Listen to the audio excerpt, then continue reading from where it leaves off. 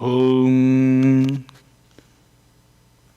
Shri Ganeshaya Namaha Shri Saraswatyai Namaha Om Namo Gurubhyah Shri Medha Dakshinamurti Swamine Namaha Om Parthaya Pratibodhitam. इसको गीता ध्यान श्लोक है.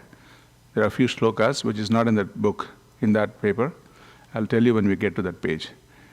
Om Parthaya Pratibodhitam Bhagavata Narayanena Swayam Vyasena Gratitam Purana Munina Madhye Mahabharatam Advaitamritavarshinim Bhagavatim Ashtadashadhyayinim Ambatva Manusandadhami Bhagavad Gita Bhavadveshinim Namostute Vyasa Vishala Buddhe Pullara Vindaya Tapatra Netra Yena Tvaya Bharata Taila Purnaha Prajwalito Jnanamaya Pradipah Prapanna Parijataya Totra Vetraika Panaye Jnanamudraya Krishnaya Gita Mritaduhe Namaha Vasudeva Sutam Devam Kamsa Chanura Mardanam Devaki Paramanandam Krishnam Vande Jagadgurum Bhishma Drona Tata Jayadra Tachala Gandharanilotpala Shalyagrahavati Kripena Vahati Karnena Velakula Ashvatama Vikarna Ghora Makara Duryodhanavartini Sotirna Khalu Pandavairanadi Kaivattakah Keshavah Parasharya Vachasaroja Mamalam Gitartha Gandhotkatam Nanakyanaka Kesaram Harikatha Sambodhana Bodhitam Loke Shadjana Shadpadairahara Pebiyamanam Muda Bhuyad Bharata Pankajam Kalimala Pradvamsina Shreyasi Mukam Karoti Vachalam Pangum Langayate Girim Yatkrupa Tamaham Vande Paramananda Madhavam Yam Brahma Varunendra Rudra Marutaha Sthunvanti Divyaistavaihi Vedai Sangha Padakramopanishadaihi Gayanti Yam Samagaha Dhyana Vastita Tadgatena Manasa Pashyanti Yam Yogina Yasyantam Navidusura Surakanaha Devaya Tasmai Namaha Devaya Tasmai Namaha Om Sahana Bhavatu Sahanau Hunaktu Sahaviryam Karavavahai Tejasvinavadhitamasto Mavidvishavahai Om Shanti Shanti Shanti Harihi Om. Kuncham penchu. Thank you. Aye. Shri Ganeshaya Namaha. I am very glad you all could join for this third weekend Bhagavad Gita session. This is an ongoing session started by the founder of this ashram, Puja Swamiji Dayanand Saraswati, and he has made this program to continue based on his home study material, Gita home study material, and also, of course, all the Mahatmas who have been coming up and speaking. They have been sharing their understanding, appreciation, experience of Srimad Bhagavad Gita.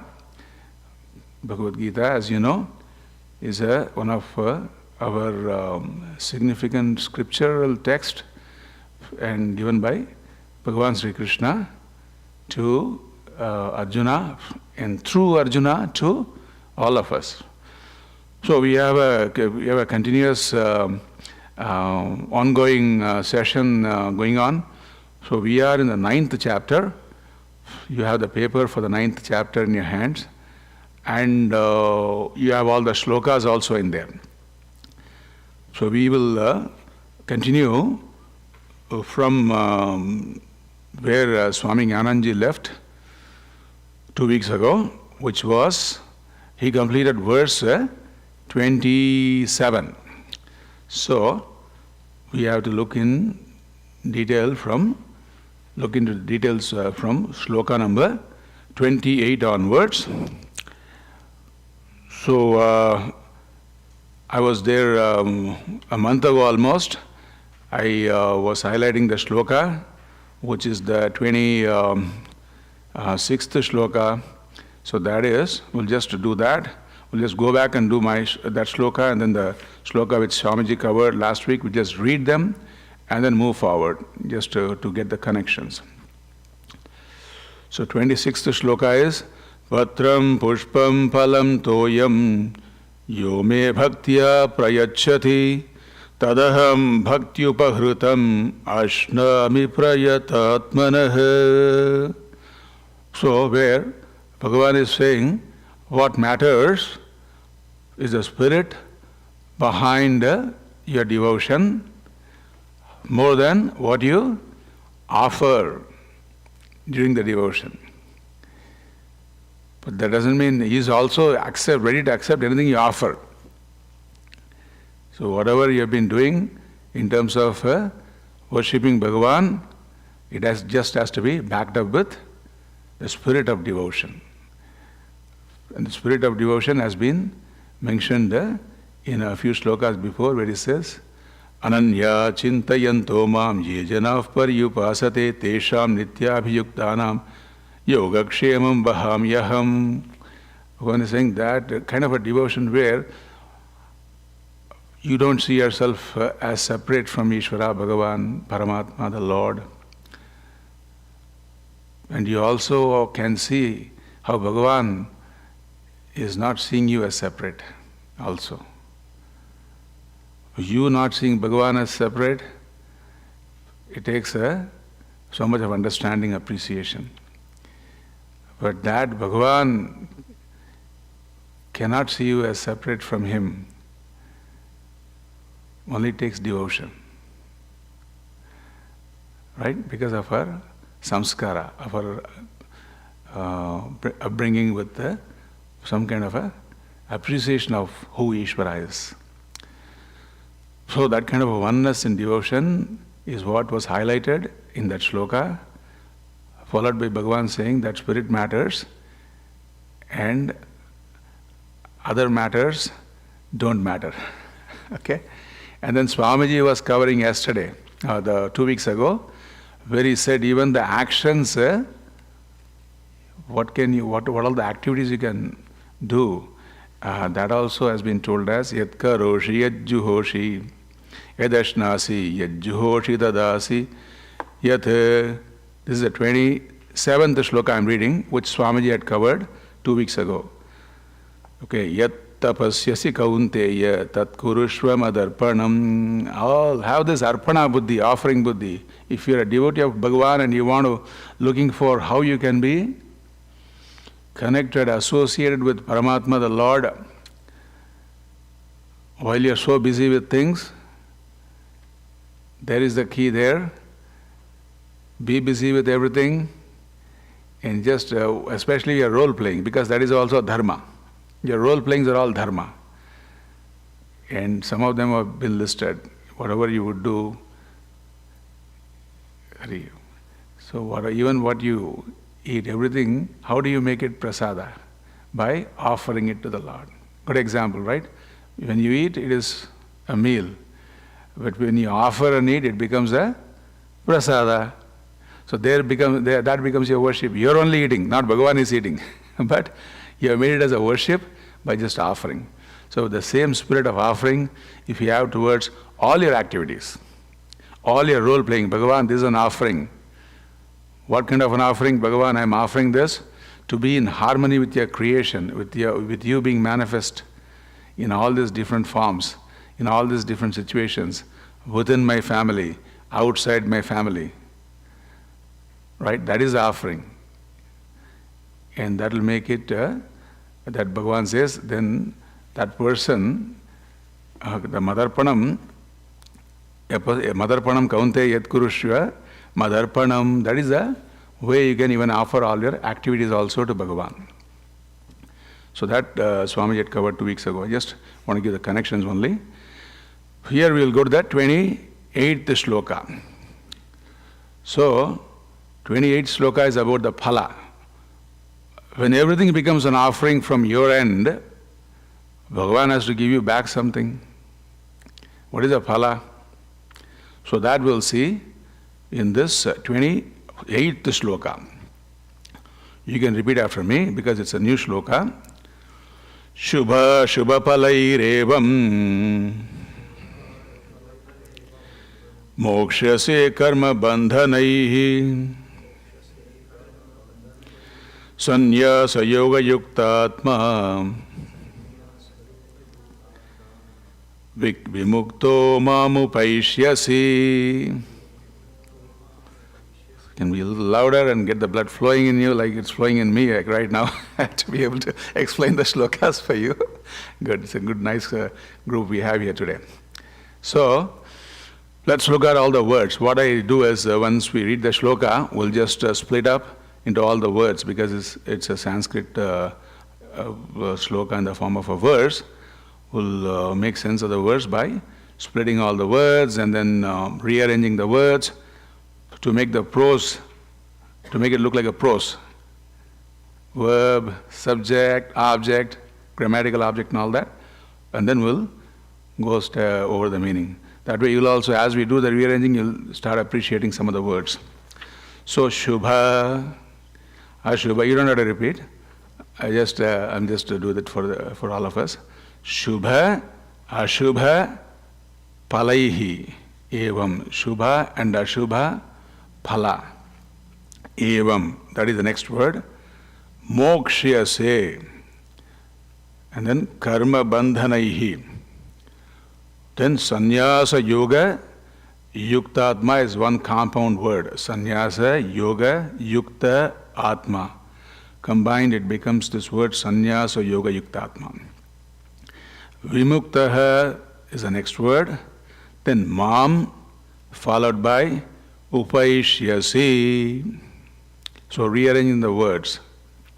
Evam. Evam means in this way, in this manner, in the aforesaid manner. On the last few shlokas, especially the last two shlokas. Evam. Sannyasa Yoga Yuktatma is the subject. He is the grammatical subject. He is or she is the person who is being one, whose mind is endowed with renunciation. Sannyasa means renunciation. We'll see all those meaning, what it means to you, to us. Because Gita was told by Bhagavan Sri Krishna not to a sannyasi. It was told to Arjuna, who had a tremendous sense of duty, responsibility, role-playing and whatnot, like all of us have.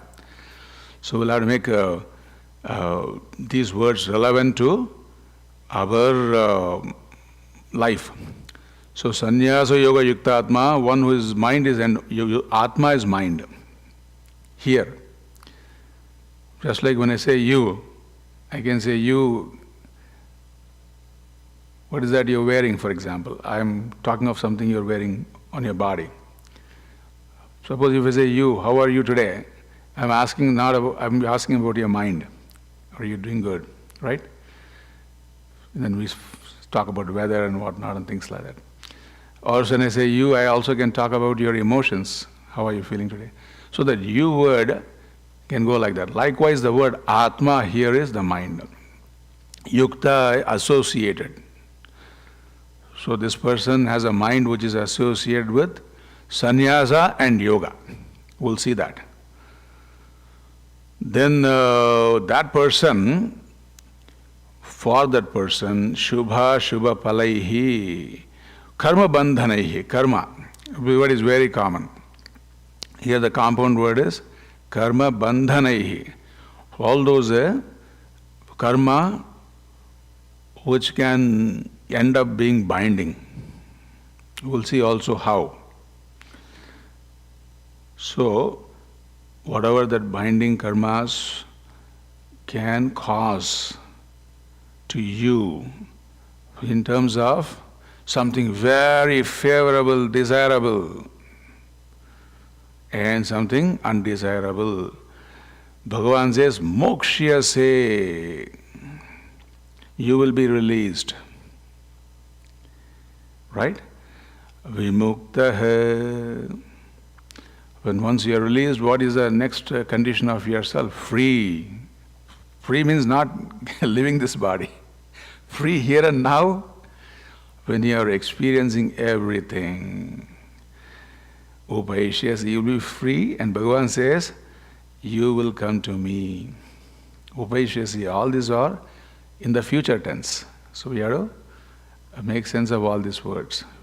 Upaishyasi, you will come to me. Mam upaishyasi. Mam is me. To me. So, in this way, you will be released from the bondage of karma, which is in the form of desirable and undesirable results. Being one whose mind is endowed with renunciation and karma yoga, you have been released. You having been released will come to me. So the question is, mokshase is the verb. So we can ask, mokshase means you will be released, and then the question can be asked from what? Let's make sense out of that. So here the answer for that question is from karma, which is desirable, and from the results of karma. Karma bandhanaihi palaihi. So from those results of karma, which are desirable and non-desirable also. Because we all have a huge lot of karma called sanchita karma. Well, collective karma, collection of so many karma. Collective karma is not the right word. Collection of so many karma from our past. But have you thought about how Bhagavan has to really work it out for us to give this human birth in this birth? We'll come to that. But Puja Swamiji is making connection.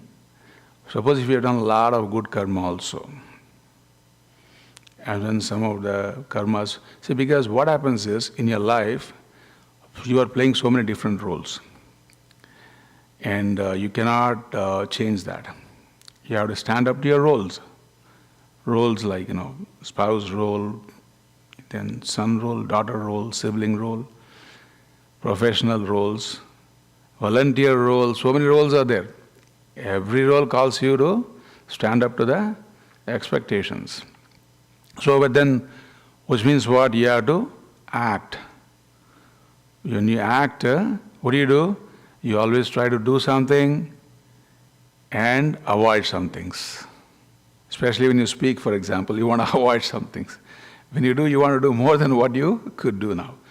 So that means what? There's going to be a lot of omissions and commissions. Omissions are those which are getting omitted inadvertently. You wanted to, but then it couldn't happen on time. Commissions are those which you don't want to commit, but then you are committing some actions which you then regret or something.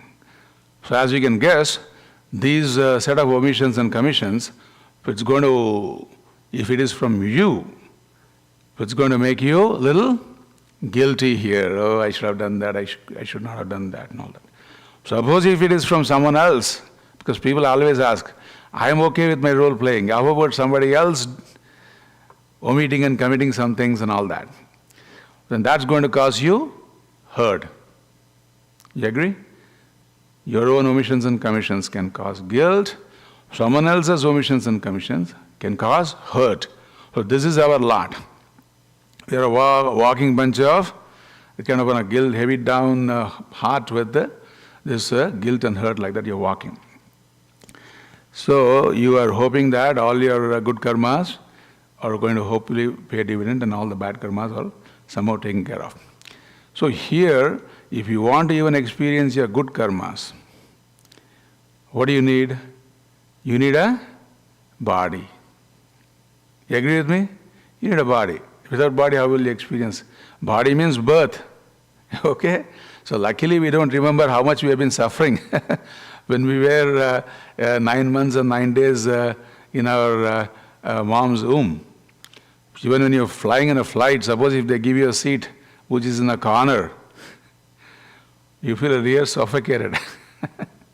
Okay, you want some fresh air, you want to come out of the seat and keep walking. You feel like next time you will pay the extra money and get a better seat.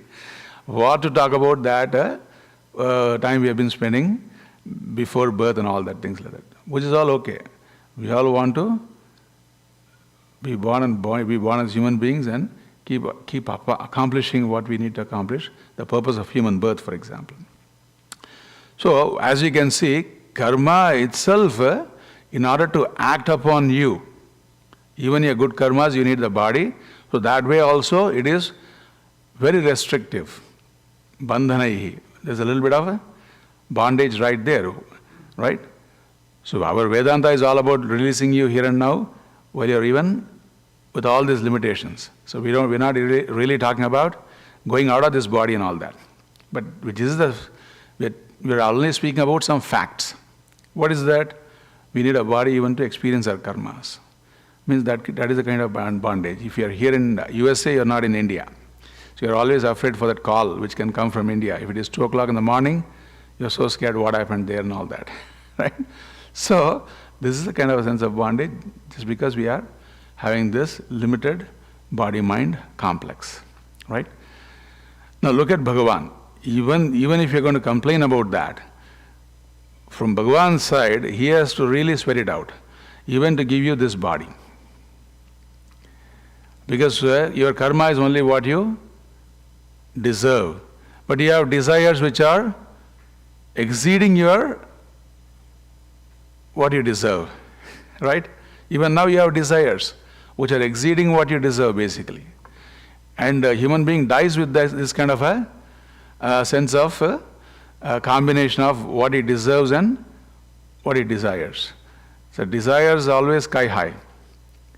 Now Bhagavan, the next birth, he has to match it up. With your karma, he can only give you so much. And if he puts together all your karma, even if he collects the best of your sanchita karma is infinite karma. Even if he chooses and gives you the best of best karma, what would happen to you? We may get a shape, we may get a form of a dragon or something, we don't know. I'm just giving you an example. But Bhagavan also has to consider what you desire. Bhagavan has to put together what we desire also. Look at that. That nobody talks about. So what you desire also has to be put together. That is how we get a human birth. Durlabam trayame vaitat devanugraha hetukam manushyatvam mumukshutvam mahapurusha samshayam. Your manushyatva, your being born as a human being is a big blessing. That is only possible when Bhagavan can intervene. So Bhagavan is karma phala data. Anugraha pradata is giving you results of your karma, is putting it together in the way we want, considering what we want, and also he is the one who can go leaps and bounds to also do the anugraha, bless you. So this is the karma. Bhagavan is free, but the karmas can be stifling in so many different ways. So here you will be released from all those karma bandhanas. So not from karma, but the karmas which are the sense of bondage to those karmas, based on what you deserve and what you don't deserve. See, even if you think a parrot, if you like a parrot, when we like something, what we do? We cage them. We don't let them free. If you like a mango, you squeeze everything out of it, basically, right? So when you like a parrot, somebody, you'll cage it.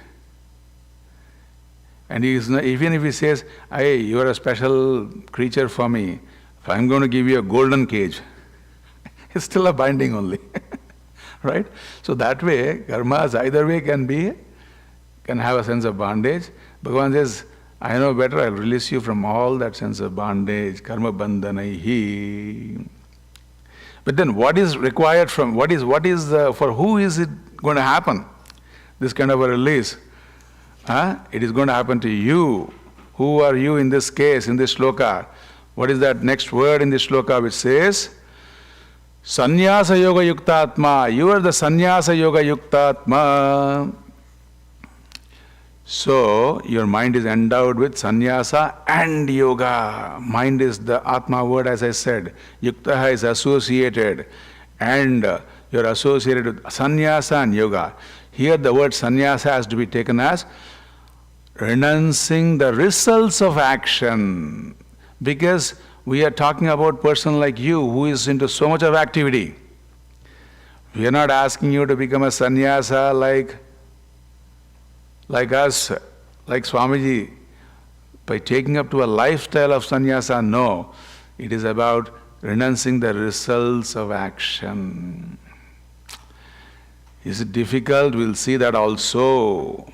Because in the previous two shlokas we saw, you have been offering everything to Bhagavan. You have the spirit of offering even your activities to Bhagavan. That kind of a spirit you had.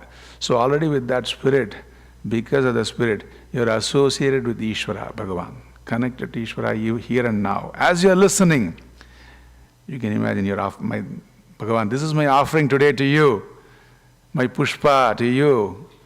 By listening, Bhagavan, I am doing something very called for in this place Arshavidya Gurukulam, place of knowledge. I am doing what this place was meant to be by Puja Swamiji. I am adding meaning to this place. That is my contribution, Bhagavan, to you today, listening. So likewise, listening is happening and you are associated with Paramatma. So you, in between all your activities, right? You are connected to Ishvara, you are associated with Ishvara by recognizing Ishvara's presence. So when that is a thing, then it becomes an attitudinal renunciation. What matters is Bhagavan, what matters is Paramatma. The results, I'm not going to put all my eggs in one basket. The results has to be only this way and not that way and all that. I'm not going to sweat it out about that. I'm going to continue doing with the spirit of associating with Bhagavan in and through all my activities. Right? It is possible, and this can make you free also. Suppose if you are, imagine yourself, in India, and then you have a servant. Here it is a premium, so I'm not talking about here. In India, I have a servant, and then suppose he brings a cup of tea. He's a new person, and the cup drops. He's never handled a cup, and it breaks. You will be mad at him, at least upset a little bit, or even frustrated with yourself for not training him properly, whatever that is. Okay?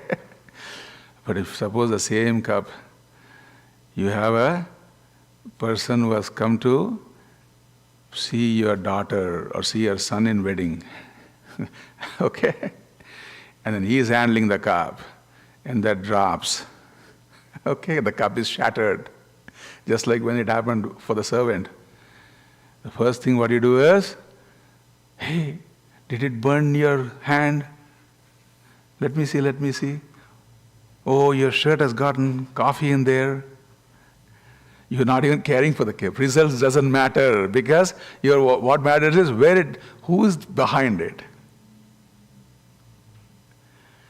When Paramatma is behind it, when you're associated with Paramatma in that way, that he is behind it, then result, does it matter? It doesn't matter. See, this is the natural sannyasa of result.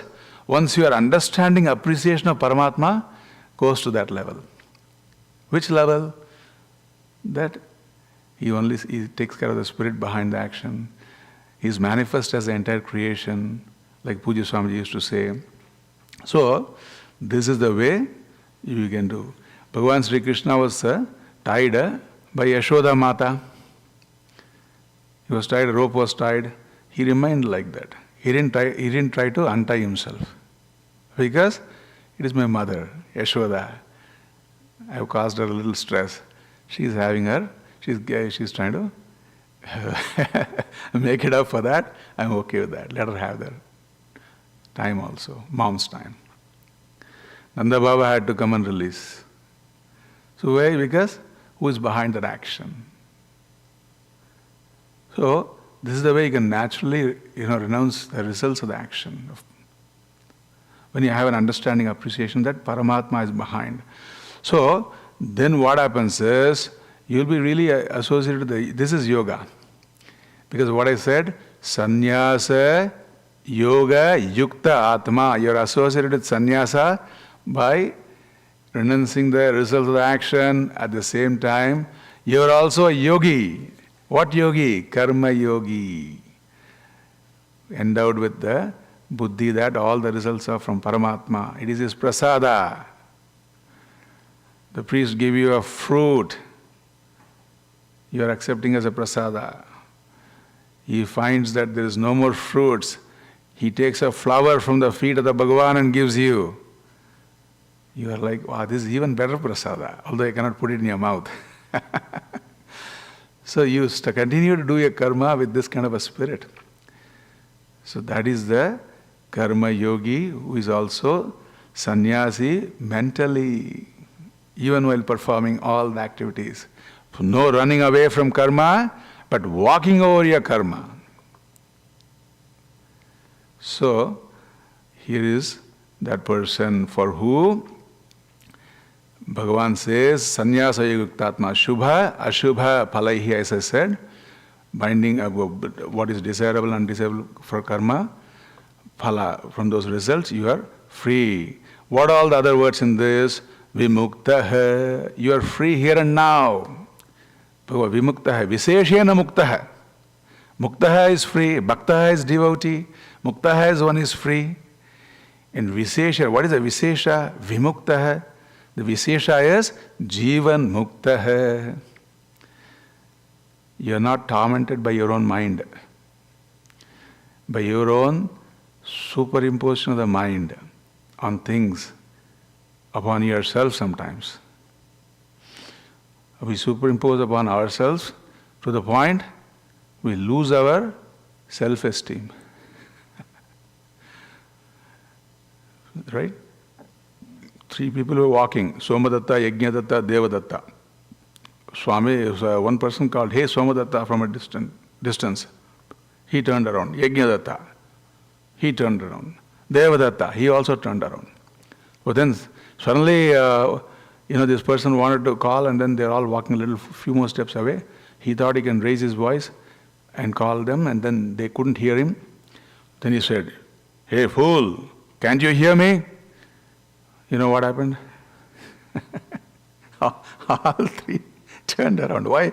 Because this person has got such a low self-esteem. You want to make sure it's not me. It's not. Okay. So what I'm trying to say is, this is the vimukta who has a right extreme esteem, and his mind is not tormenting with all these projections about the world, about himself. So don't you want to be that vimukta? And all that it would take is, you continue your devotion by recognizing, appreciating Paramatma, so you're free from the results of action by looking who is behind those actions, or who is behind those giving. So this is a shloka where you can see that everything is in a future tense. Mamupaishyasi, mokshyase, all these are in future tense. So mokshyase, when you do continue karma in this way, what is going to happen to the world? You're not going to fly past all the difficulties, but you will be flying, may or may not, but you will be traveling because of the devotion in such a way. You will experience bumps, but they won't really break your back. Okay? In the sense, what happens next is, when you continue karma like this, your extreme sense of what is pleasing and displeasing is not going to throw you around. You will continue to do what is required. You will continue to play your script called for in all those different roles with a sense of freedom, with a sense of cheerfulness that Bhagavan is behind it. And as a result of it, you will see that even without your knowledge, your maturity, emotional maturity will keep growing that phala, that result, nobody can take it away from you. Even your karma cannot take it away from you. Because emotional maturity is golden, because that is in your mind. And your best friend can be your mind, and your worst enemy can also sometimes be in your mind. That is why I say, when we come to Ganesh Bhagavan, we do Shuklam, Bharadaram, Vishnum, Sheshi, Varnam, Chaturbhujam. South India they do this. It looks a little funny, but in a way, what I'm trying to say is they're saying, this is where all the problem, Bhagavan. Make this okay. That Ganesha can do. So once you have that kind of a prepared mind, a matured mind, whatever Vedanta is being told from here or from anywhere, it'll all start making more sense to you. You will get that clarity. The clarity will keep growing on you. To the point, whatever Vedanta is saying you are free, you see that yourself as free. The words of the Shastra which you have been trying to follow, understand and appreciate, they become so real to you. So that is a process. That is a moksha. Say means you'll be free. You will be free means, that will means there is a time involvement. Quality time involvement, where you start with this kind of a vision of Ishvara and offer your karma to Bhagavan and accept the results as Ishvara Prasada. Then that will guide you to a mind. In fact, that is a big accomplishment. Having the proper mind is the biggest accomplishment. Then everything will happen automatically. There is no waiting time after that. So that is called Antakarana Shuddhi. Freeing yourself from your own sense of what is so displeasing and pleasing. Freeing yourself from the spell of your own desires. Not from desires, from the spell of those desires. Very important difference. We don't want to be free from desires. Bhagavan says, Dharma aviruddha kamaha aham asmi. Means we don't want to get rid of desires. That's what I meant. We want the desires, but we want to be masters of our desires. And you know what is mastering your desires? You should be free from the clutches of your own sense of low self-esteem and your own sense of wanting to be accepted more, whatnot and all that. All those psychological issues also. So that freedom is what will be your prasada as you continue karma yoga. And then when you come home for spend your quality time like you're coming here on a day like this, driving all the way, right? That knowledge, when it is going to you, it'll really, in the matured mind, it'll create the real changes, and it is all a matter of time, that's all. So that is why the moksha say is all in future tense. Then vimuktaha mam upaishyasi. Mam means Bhagavan says, this is the word Pujya Swamiji wants to clarify. When someone says mam upaishyasi means he will attain me. So there's a will attain me, as though there's a waiting time to go somewhere to a different world and attain and all that. That Swamiji is dispensing by saying mam upaishyasi here means he will recognize and see Bhagavan as a vimuktaha here and now. That is the accomplishment. Because this is about the devotee who is ananya bhaktaha, who wants to always see himself not separate from the Lord. Who is not somebody who is seeing separate here and now and he is waiting to die to go and see himself as one. No, he is the one who is taking up the challenge of seeing Paramatma. If Bhagavan is real, he should be here and now for me. Right? If for the child, the parent is so real, it just has to yell or scream. The mother will come running if she's around. Right? Then what to talk about Bhagavan? So that kind of an appreciation of Lord here and now we want. And for that person, he will accomplish upaishyasi is, he'll see that oneness with Paramatma Lord.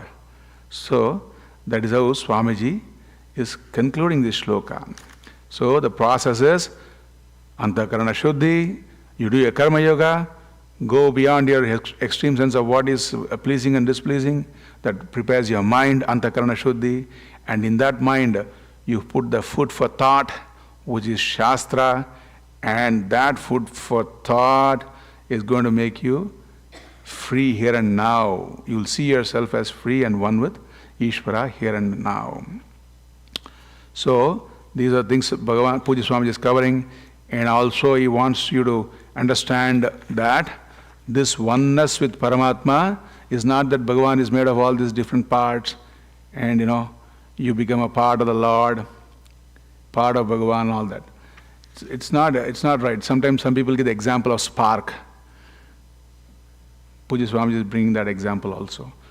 Fire and so many sparks. Bhagavan is like the fire and we are like the sparks and all that. What is the problem with that? There is some reality truth to that. The spark is so small. The fire is so big. Right? The big fire is so big and the spark is so small. I'm using the word big fire is so big and all that. So spark is small. It is short-lived. Fire is long-lived. There's a upadhi beda. There's a size and shape. There's all differences. But you tell me, ask the personal fire truck personals who are fighting fire in California. Does a spark matter as much as this huge fire? He will say that is the whole cause of this huge fire. He will say, he will give you Vedanta. In terms of fireness, it doesn't matter if it's a spark or if it's a big fire. In fact, our problem is with the spark. Okay? So in terms of fireness, there is oneness. The shape and all differs. We don't say they are not different. But that is Vedanta. That is Advaita. That is, accomplishing Bhagavan here and now. There's oneness. Like fireness was same. That oneness you'll accomplish here and now. Because if you have this idea that we are all parts of Lord and all that, suppose if the car is there, everything, it's got several parts. Can you tell me, can you touch one thing and tell that is car? If you touch the bonnet, it will say, hey, I'm bonnet, I'm not the car, by the way. Don't ask me to drive you around. If you touch the engine, I'm just the engine. But your main, doesn't matter, everything has to come together, by the way. Transmission. Everything is a part of the car. You tell me, where is the car? Car, there is no object, there is no matter, a substantial thing called car. It's all different objects put together. If you say Paramatma is also put together by all these so many parts, you are one part, I am one part, and all these different parts, then where is that, the Angi of all this Anga will be only a name sake. Just like car is just a name. So we don't want to even have that dosha in Paramatma. Paramatma is Purnaha. He is complete, full and complete. Bhagavan is full and complete, just like fire was full and complete, even in the spark, even in the big fire. And fire was full and complete, even in that little spark. Likewise in you and me also, Bhagavan is full and complete. There is only Bhagavan. What matters is only Bhagavan, only Ishvara. That is Advaita Vedanta. So this is the kind of accomplishment Bhagavan is giving us the phala for this person who is yoga, sannyasa yoga yuktatma. So this is where I would like to stop the vyakhyan for this first shloka. I'll one more time read Pujya Swamiji's translation for this shloka and go to the next one. In this way you will be released from the bondage of karma, which is in the form of desirable and undesirable results. Being one whose mind is endowed with renunciation and karma yoga, as we saw, renunciation is renunciation of the results, you who have been released will come to me. So come to me also, I took time to explain in the way Pujya Swamiji has explained. So now what is the connection? So we can go to the next shloka. Now Bhagavan, is he so partial that he would do all this, releasing somebody from his karma, from her karma, only when they offer everything to Bhagavan? That looks like a one-sided pakshapati. That looks like there is some bias in the way Bhagavan is dealing with people. He says, you offer everything and I'll take care of you. Is that possible? Can Bhagavan also be one-sided? Right? Is he having relatives and friends and enemies and all that? Because even in great leaders, they will make sure that relatives are all holding different positions sometimes. For relatives, it's a walkthrough. It is an easy cakewalk. And if you want to see that person, forget about even getting an appointment. Right? So that is what in the world we see that is. Bhagavan is also like that. Huh? So is that possible with Bhagavan also? Is he also having the extreme sense of who is pleasing and who is not pleasing to him and all that? That is what we are trying to go away from. Right? We are going to Bhagavan because to be free from all that. So is that a problem with Bhagavan also? That is a question which will be answered in the next shloka. So what is the next shloka? Because in Puja Swamiji gives nice examples also. He says, children also, suppose if a child steps on a cockroach and the cockroach dies and comes running to you and feels guilty and all that, you would say, that's okay. Don't worry. So, that is okay, don't worry. Like that it will say. Even you can be so kind to somebody, doing something like that. And in the prison system also, if it's a juvenile, if it is an underage criminal and all that, they treat him with so much kindness. They want to make him, realize his crime and then come out of it, and they give him some special psychological lessons and all that, and try to bring him out of it. So when we can be so kind, depending on them coming from a very disadvantageous situation, all that. Why not Bhagavan also be that way? So that is the background for the next shloka. Let us look into the next shloka. Samoham sarva bhuteshu. Good. Now it's a little louder. Good. Name dveshyosti na priyah. Ye bhajanti tu mam bhaktya. Mayite teshu chapyaham. Indeed, in reality, aham, Bhagavan says, I. Sarva bhuteshu. Sarva bhuteshu. In all beings, samah. Aham sarva bhuteshu samah. I'm same. Like we saw the sameness of fireness between the spark and the fire. Same. And the fireness is also not separate from the spark. What matters is fireness. That way also I am same. What matters is only me. I am same. Name dveshyaha asti. Because I am same. Name dveshyaha asti. There is no one who I do not like. There is no one in this creation who I dislike. Who is saying? Bhagavan is saying. Oh, we can also say like that. Oh, and mean that also. And then also, Priyaha Name Dvesha Asti Na Priyaha Api. Priyaha means someone who is my favorite. Favorite. So that is also not there. Okay. Then how are you able to accomplish this? Of, taking care of everybody. To ye mam bhajanti. Mam bhajanti. Bhaktya bhajanti. The word you see? Samam aham. Okay.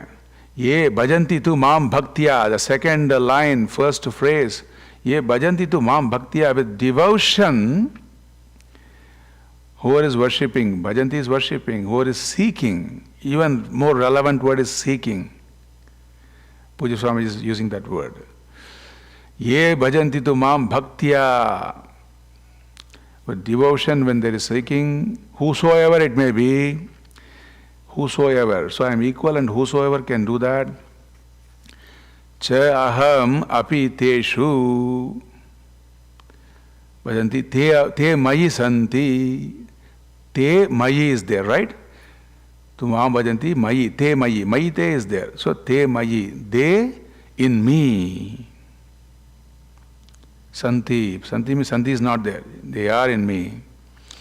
Aham api teshu. Teshu cha api aham. Last few words. You just rearrange aham api cha teshu. So I am also, I too are, I am in them. Alright, what does Bhagavan mean? Not separate from them. So we have been seeing that kind of a devotion where you don't see yourself as separate, where you don't see Bhagavan is, treating you as separate, as, one, as the one who he loves and cares like that. When that is there, that is common for everybody. It's not very preferential. Because if you take the waves, for example, in the ocean, the waves are all growing up in size and whatnot and things like that. Water is common to all the waves. It is in and through all the waves, right? Likewise, and limitlessly available. If the wave thinks of itself as, I am a limited wave, as though it has got something substantial also. See, the wave is not substantial. Only water is substantial. What really matters in the whole ocean is water. Because of water only there are waves. So if the wave thinks I am limited, in terms of what? In terms of my shape and size and all that it has to see is, that doesn't matter. Because as water you have been there forever. Waves are coming, waves are going. But as water you have been there forever. This is the message of Gita, where Arjuna is crying and asking what's going to happen to the future and all that, of those bodies. Hey, right now you have the orientation that you are there or the person is there, and if the body goes, the person goes. That is our orientation right now. Bhagavan says, bodies are coming, bodies are going. You have been there forever. That way you are never away from what you are in reality. So that way when you are limitlessly Paramatma, Bhagavan is available, and He is the only one that matters in this creation, in this manifestation. And what can be your attitude? What is Bhagavan's attitude towards you? So you look at Ramchandra Bhagavan. What was his attitude towards Jatayu? Jatayu is the bird which was almost dead when Ram Bhagavan found that. He took time to wipe the tears of Jatayu and even wipe the wounds of Jatayu with the blood, from the blood with this Jata. With Rama's hair he was wiping the tears and all that. So that is all possible because the oneness. It is not about one being preferentially more than other and all that. That oneness is there. So for example, if you take fire, is fire equal to everybody? Yes. But is it giving you warmth? Yes, it gives you warmth when you are closer to the fireplace. If you stay far away from the fireplace and complain that the fire is not equal, it is not samaha and all that, would it work like that? No. You have to just go near the fire. In this case, you have to only recognize and appreciate that Paramatma is not away from me separately. Then you will see the samatva. Sarva bhuteshu, with all beings, no exceptions, not just human beings. Sarva bhuteshu samatvam samaha. Now because of that, we can say Bhagavan has nothing, no preferential treatment, no kind of dvesha, frustrated or disappointed with somebody versus somebody else and all that. That is not there for Paramatma. But that is not enough. You have to also say, Na priyaha. There is something not preferentially. There's no favoritism also in Bhagavan's case. Because you may say, I don't have any dvesha to anybody, and you may be so indifferent and all that. And then, when it comes to your own people, it will kick on, that kind of favoritism and all that. We're not saying you should not have all that, but we are saying Bhagavan is free from that. Because his nature is like that. What is his nature? His nature is samatvam. So then Bhagavan says, Samoham, ye bhajanti tu mam. How are you able to experience this or see this? See, here experiencing is seeing. Because there's no separation. You have to see. Suppose if your glasses are up on your head and you're looking everywhere, there experiencing your glasses is seeing that it was never away from you. So that kind of a seeing, that happens when we are committed. See, Puja Swamiji is using the word bhakti, bhajanti, commitment. Bhaktya bhajanti bhakti is commitment. He will make all the words very tangible for you. Here bhakti means you're committed. Some kind of quality time in appreciating understanding like you're giving here now today. Right? Quality time means you have to go and seek like this. Quality time spending is not in YouTube. And someone even comes to me and say, I had to watch this Mahatma on YouTube, that Mahatma on YouTube. I tell them, out of concern, they want me to do even better. So much love is there for me, by the way. But I, out of my own love for them, I'll tell them, you watch all the YouTube videos of all the Mahatmas, trying to be very smart, doing things and at the same time listening and all that. Very good, excellent. I appreciate you. After all that, if you still have some doubt, you come to me. That is my take on that. So that is commitment. Bhaktya bhajanti. Bhajanti. They watch on YouTube and then they try to come and verify if it is matching with what they saw on the YouTube sometimes. So what I'm trying to say is, Bhaktya bhajanti. Bhakti is a devotion which is commitment here. It's a commitment like we all are doing here now, right now. So, Mam bhajanti, Bhagavan says there is no whole part relationship here also. That is also very important. So like we said in the previous sloka, there is no whole part relationship here. When you say that mayi, in me and all that, it is not that you are belonging to Bhagavan and then you want Bhagavan to belong to you after some time. First you think that you are belonging to Bhagavan out of your own infinite devotion, all that. Then later on it builds up like Bhagavan should belong to me only.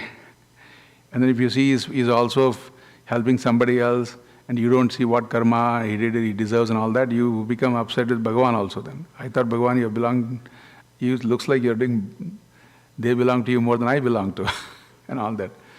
So all this psychological comparison, everything kicks in. You want to say, Puja Swami says, you want to say that I belong to Bhagavan and all that. He says it's a psychological thing. We all want to belong to somebody. Right? Belonging to somebody. Especially we create something very higher and say, I belong to. We create some other institutes, we think they are so higher and then say, I belong to that place. I've been going there 25 years, 30 years. All that they say.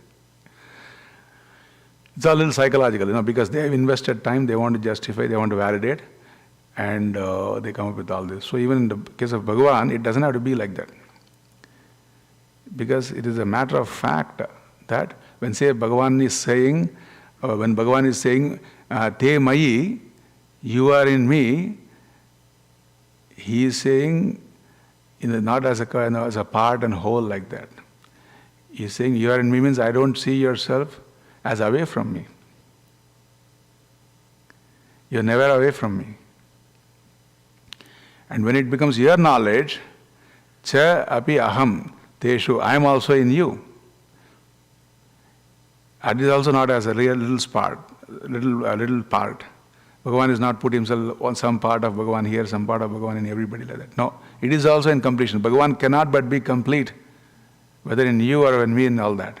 And there is a completeness we want to experience, we want to see in terms of knowledge here. And so this shloka is about Bhagavan being, for a fact, same to everybody. So that is the shloka here. And let me see if Pujya Swamiji has got anything else he would like us to appreciate in this shloka. So all that matters is you owning up. You owning up the Bhagavan in terms of this knowledge. So that is what we would like to say to this shloka also. And I would like to read the translation. I skipped the translation in the beginning purposefully so I can do it only once. And here I'm going to do this shloka. Number 29, translation here.